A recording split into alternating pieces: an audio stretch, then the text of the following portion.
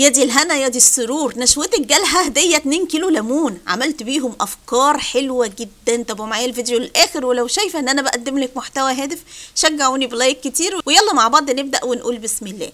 زي ما سمعتوا كده جالي هديه من جارتي العزيزه اللي بحبها قوي 2 كيلو من الليمون. الليمون طبعا زي ما انتم شايفين معايا كده حلو وجميل. اخدت الاول كده الكميه دي كلها غسلتها قبل ما اشتغل فيها، يعني اللي انتم شايفينه معايا ده نضيف ومغسول ومية مية. الليمون بيتعمل منه افكار كتير غير ان احنا نعمل مخلل الليمون. جبت الكميه الحلوه دي ورحت اخده منها قولوا مثلا يعني نص كيلو، يعني نص كيلو وشويه، وقلت الشويه دولت انا هخزنهم، بس علشان خاطر تخزني الليمون ويقعد معاكي فتره طويله في الفريزر ابتدي ان انت الاول تختاري الليمونه اللي لونها اخضر قوي وتضغطي عليها كده تلاقيها مليانه ميه. طيب وبعد كده بجيب الورق الفويل وبغلف كل واحده زي ما انتم شايفين معايا كده. تخزين الليمون سهل جدا والطريقه دي كمان مضمونه. بتجيبي اكياس السندوتشات وتبتدي ان انت تضيفي الكميه كلها وتقفلي عليها كويس جدا وعلى الفريزر على طول. بعد كده بروح بقى اجيب الكميه اللي هي الاكبر، الكميه الكبيره، واروح مقسماها لاربع تربع زي ما انتم شفتوا معايا كده. هتبقى معاكي بالشكل ده. هنعمل منهم فكرتين حلوين جدا هينفعوكي كمان لحر الصيف.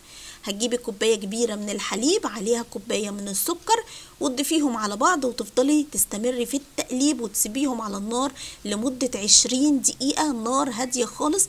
بس اهم حاجه هنا معايا ان انت تستمري في التقليب. في الوقت دوت بتجيبي الخلاط الحلو بتاعك، ولازم الخلاط يبقى قوي كده شويه، وتجيبي كل الكميه اللي احنا قطعناها الاربع تربع دي وتبتدي ان انت تضربيها ضربه مش ناعمه قوي، يعني انا مش عايزه القشره الخضراء دي تدوب معايا.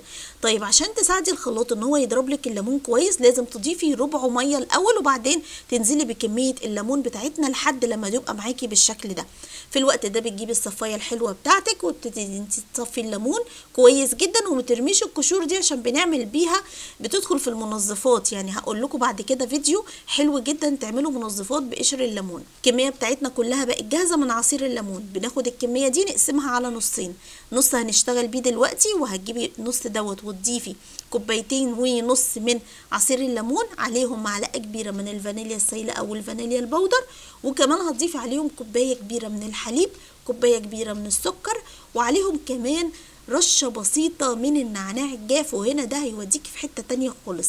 عايزه تاخدي لون مميز بقى ضيفي الوان الطعام اللي هو اللون الاخضر.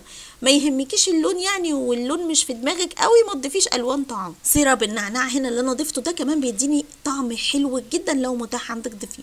بتضربي ضربتين وهنا بتعملي احلى عصير ليمون، احلى من اللي بتشربيه من بره بكتير جدا جدا بتركات بسيطه. عايزه تضيفي سيرب نعناع مفيش مشكله، بس التلج هنا هيوديكي في حته تانية خالص وتشربي كده وتقولي الله عليكي يا نشوتي. تعالوا نرجع بقى لكوبايه الحليب وكوبايه السكر. احنا كنا بنعمل حليب مكثف. طيب بعد ما الحليب المكثف بيوصل معاكي للمرحله اللي انت شفتيها معايا دي بتسيبيه لحد لما يبرد ويهدى خالص. في الوقت ده بتضيفي عليه كميه الليمون كلها العصير واللون الاخضر الحلو بتاعنا عشان ناخد لون كده جميل، وعليه كمان كوبايتين كبار من الكريم شانتيه. الكريم شانتيه هنا يا جماعه انت بتفضلي تضيفي لحد لما توصلي للقوام المتماسك اللي هتشوفيه معايا دلوقتي. طبعا هنا ضروري ان احنا نضرب كويس بالمضرب الكهربائي. بعد لما بيبقى معاكي بقوام متماسك بتبتدي ان انت تضيفيه في بايركس او اي حاجه عندك الومنيوم، وبعدين تضيفي من فوق الوش سيرب نعناع ويدخل الفريزر عشان كنتي بتعملي احلى ايس كريم ليمون بالنعناع. طعمه تحفه جدا، بس للاسف انتوا مش هتشوفوا نهايه الايس كريم معايا لان المقطع دوت بالذات راح من على الكاميرا.